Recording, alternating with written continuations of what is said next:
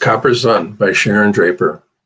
Polly, Part 10, Chapter 38, The Spanish Soldier. With a wagon, they made remarkable time. What might have taken them 3 or 4 days walking, they covered in one evening, rolling not exactly smoothly over the bumpy, rutted road, but thankfully. Old Browning seemed to have regained a bit of his youthful energy, neighing and shaking his mane at the start of each evening's travel.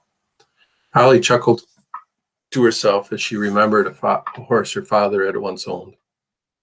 Old Fart, he had called it because the horse had a terrible problem with flatulence. He eventually sold it to a farmer he didn't like. One fart deserves another, her father had joked, making up funny horse stories, complete with vividly descriptive sound effects, all to amuse Polly. Her mother had frowned with mild disapproval at first, but eventually the three of them ended up laughing uproariously in front of the hearth that whole evening. Those were the times she missed, not the days of hunger or rats or sickness, but the warmth of the fire when her family laughed. "What do you miss most about your mother, Amari?" she asked as they rumbled down the road in the starlight. Amari was silent for a moment. Then she said, "It seemed like no matter what I asked her, she always got the right answer. Sure be nice to talk to her one time." Polly nodded in understanding. "My father wasn't perfect," she admitted, but my mother truly loved him. She would light up like a lantern when he walked into a room. She paused. At the end, she was in severe pain, but she was so brave, never complaining, only worrying about what would happen to me. Amari pulled the reins so the horse would step around a branch on the road. "I never seen my mama scared, never seen her not know what to do."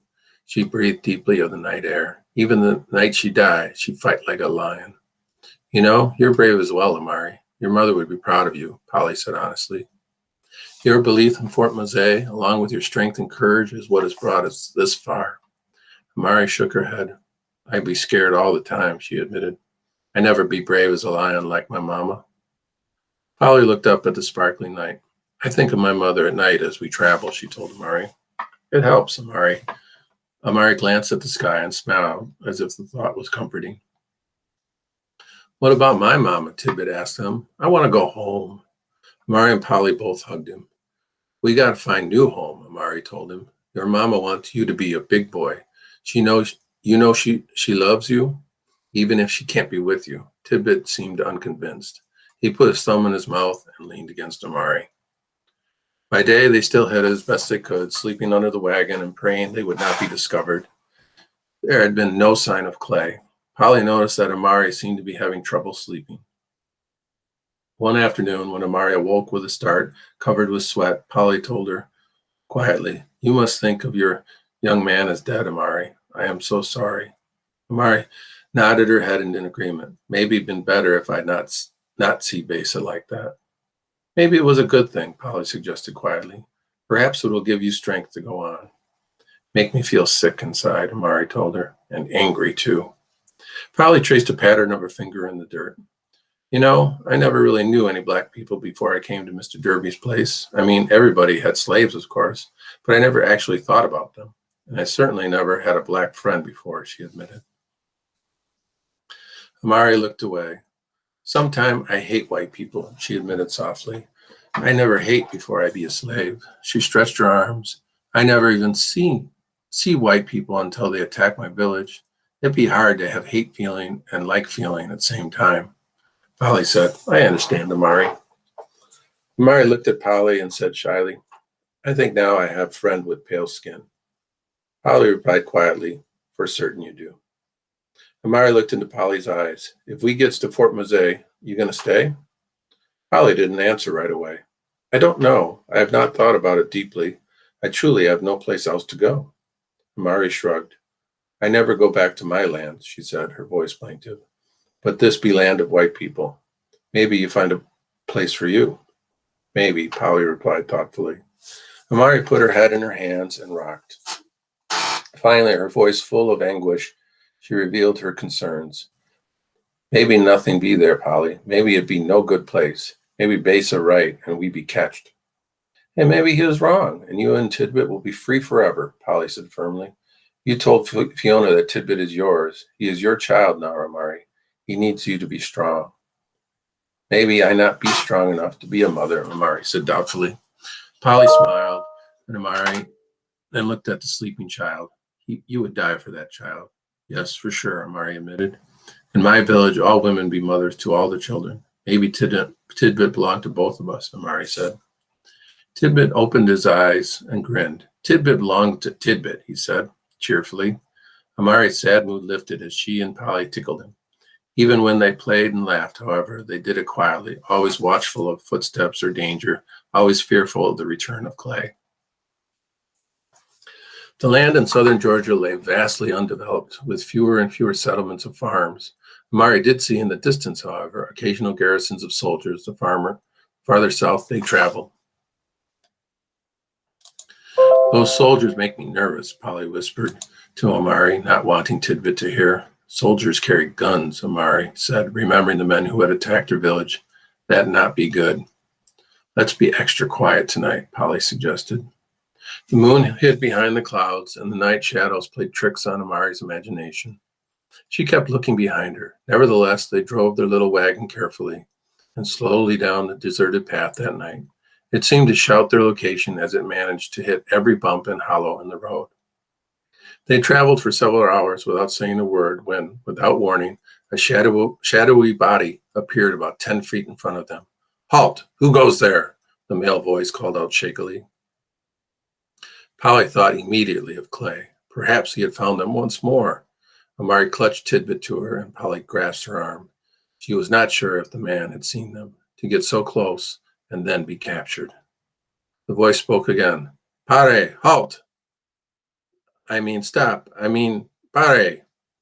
The footsteps moved unsteadily. If you mean to harm me, or if you be unphantasma, a ghost, go away. Whoever had been speaking fell silent. What should we do? Whispered Polly. Run, Amari whispered back. Leave the wagon. The two girls climbed down to the road, motioning to Tidbit to jump. But Tidbit, instead of silently slipping from the wagon, shouted, Who be that, Amari?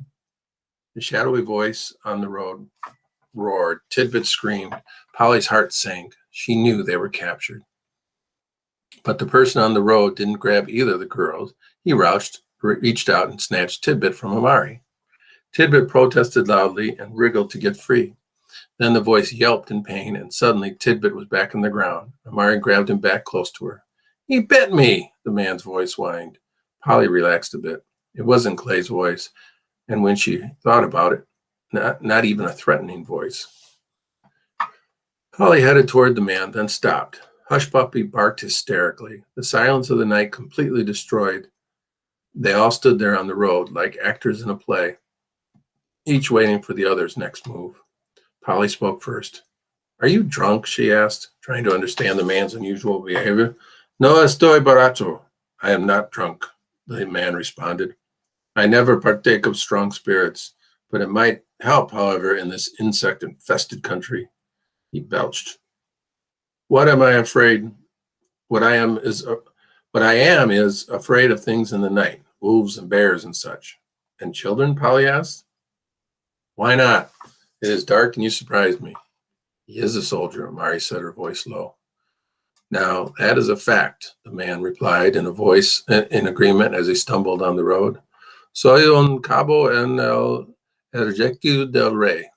I am a corporal in the army of His Majesty King Philip V. Of course, I have never met the king, but who am I to question kings and generals? He burped again. Greetings to you from mi pase de España, my beloved home country of Spain. You are Spanish? Polly asked suspiciously. She wished she could speak the language. And most proud of it, my dear, and missing home mightily, he sighed. I am Domingo Salvador, just another lone soldier from Madrid. So why you grabbed the child? Amari asked him angrily. The night frightens me. He could have been a bear. Tuve miedo. I was afraid, the soldier admitted, seeming to cower from Amari's words. I am no bear, Tidbit stated, sounding mildly insulted. Then he giggled.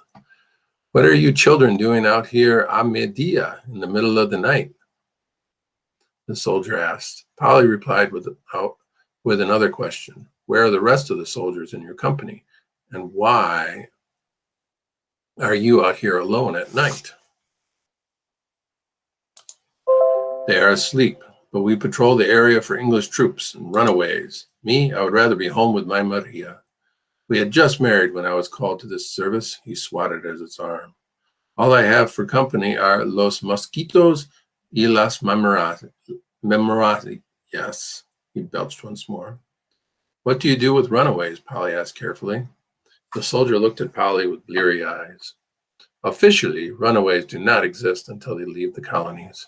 But once they cross El Rio de Santa Maria, the St. Mary's River, we help them to St. Augustine. King Philip does not believe in slavery of any kind, he said proudly. Which way to this river? Amari asked warily. Just 2 days' journey down this road, the soldier replied. Why do you ask? You be fugitivos? Runaways? Of course not, Polly said. Maybe you are intoxicated after all. I am returning to my home from a visit to my grandfather's house. The young soldier replied, I'm sorry to have frightened you. Go back to your company, Corporal Salvador, Polly told him, and I will not tell my father that I saw you on the road. Oh, gracias. Thank you, señorita. The soldier replied as he smoothed out his uniform. On the morrow, I will believe you are all mi sueño, my dream. He then looked at Polly seriously. Be very careful, señorita. The soldiers of the English are cruel and dangerous. The river you need to cross is not far. Thank you, sir, Polly said, realizing he was not as simple as he looked. The Spanish soldier looked at the 3 children and smiled.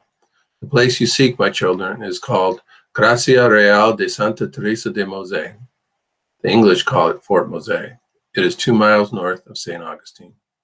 Sounding suspicious, Amari spoke up. What do you know about that place? Corporal Salvador sat down in the middle of the road. It is muy pequeño, very small. Only about 100 people live there. Just a few families. But they own the land they work on, and ellos son libres. They are free to do as they please, he said quietly. What are the people there like? Polly asked. Mostly freed slaves, some white folk, mostly Spaniards, Españoles. Lots of Indians from different tribes. Creek, Seminole, Cherokee, all living together. There's nothing like it in todo el mundo, in all the world. White soldiers in charge? Amari asked. The Spanish soldier laughed. Actually, no. El Capitan of the fort is Francisco Menendez, a black man. He was once an esclavo, a slave. Amari looked impressed. Of course, I know you are not interested in this place and simply returning home to your father, the soldier continued. But if you should ever be in that location, you would find churches, Catholic, of course, shops, gardens, and simple homes. Lots of niños, children, as well. He looked at Tidbit, who scooted behind Amari. You are right, sir, Polly said, continuing the pretense of none of them knew what they were actually discussing. My father must be worried by now. I must be on my way. Corporal Salvador saluted the small group of travelers and told them gently, Buena suerte, good luck, my children. Vaya con Dios. May you go with God. With that, he disappeared back off the road and in the direction of his camp. It be real, Amari said with excitement in her voice. We must hurry. No streets of gold, however, Polly warned. Not that I believed Cato anyway. Streets of free, Amari whispered. Much more better. She was grinning.